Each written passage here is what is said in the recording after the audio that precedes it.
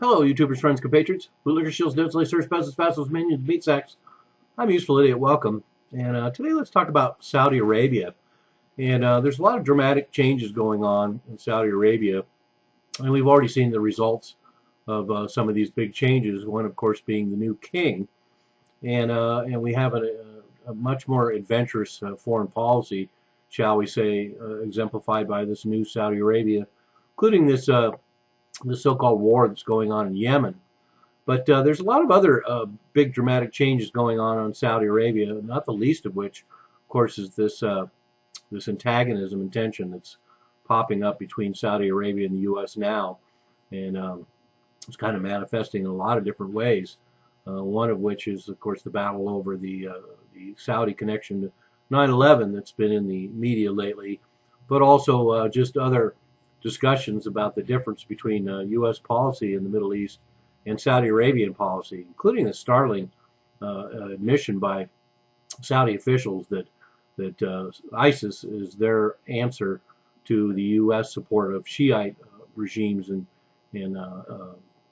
elements across the Middle East. But that's a topic for another video, as I like to say. In this video, we want to look at some of the big changes that are going on in Saudi Arabia that have been announced recently, and all of them are pretty dramatic in their own right, and bespeak of only speculation as to what these moves are, what Saudi Arabia knows. It does make sense that they want to move beyond the oil world, particularly because we have the price of oil so dramatically low right now. Although Saudi Arabia says that all these plans that they have are based on $30 a barrel oil. They assume that $30 a barrel will be the low, and that it may stay that way for a while.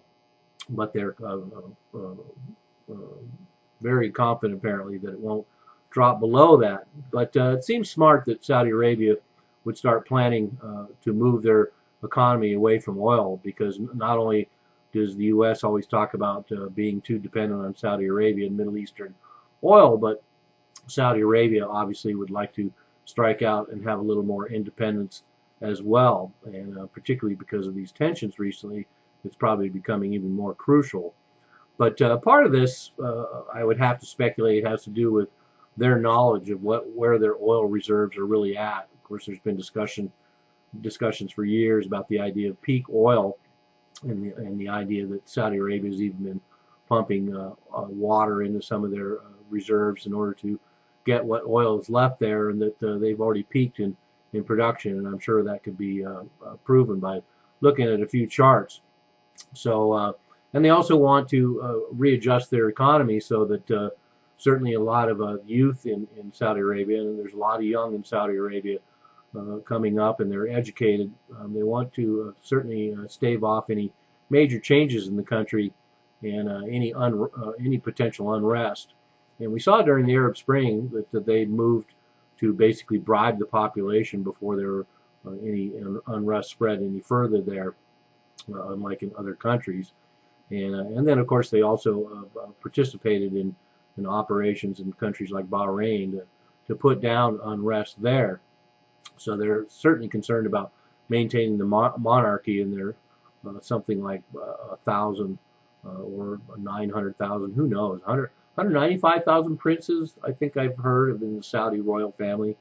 So anyway, but let's go to some of these developments. So, of course, today we have the announcement of this new Saudi Arabia 2030 plan, in which they want to reconfigure their economy to reflect a new reality. It kind of reminds me of China, and the way that China wants to move from an export-based country to a consumption country, and have their own domestic population participate more in the economic wealth and production.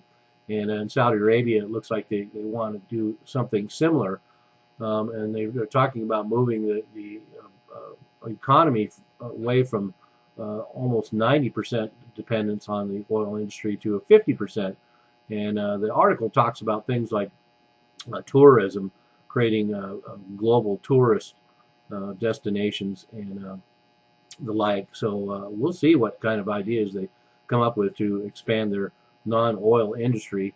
But they have some interesting targets. They want unemployment to go from 11 to 7%, and increase women in the workforce from 22 to 30%. So it's fairly a progressive agenda, and I'm sure in light of all the um, things that are so brutal and backwards about the Saudi Arabian nation and their customs, these kind of ideas certainly make them appear a little more progressive. And once again, will probably help stave off any kind of unrest in the future. And then they're also having an IPO for the state-owned oil giant Aramco.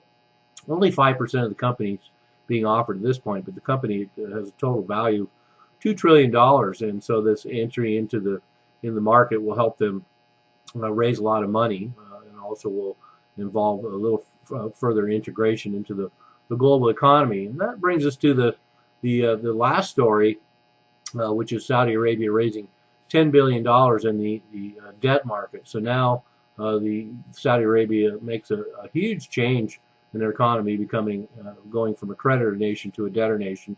And in fact, an official from BlackRock said, quote, "The loan is a way for Saudi Arabia to set up an international borrowing profile. This is paving the way for the kingdom to transform from a creditor nation into a debtor nation," unquote. And that's an interesting way to put it, getting set up for an international borrowing profile. In other words, they're going to start laying the groundwork for Saudi Arabia to join the rest of the global economy in dipping into the debt market. And considering these initial forays, obviously Saudi Arabia has a lot of room to grow in the debt market, so it'll be interesting to see how far down that rabbit hole they go.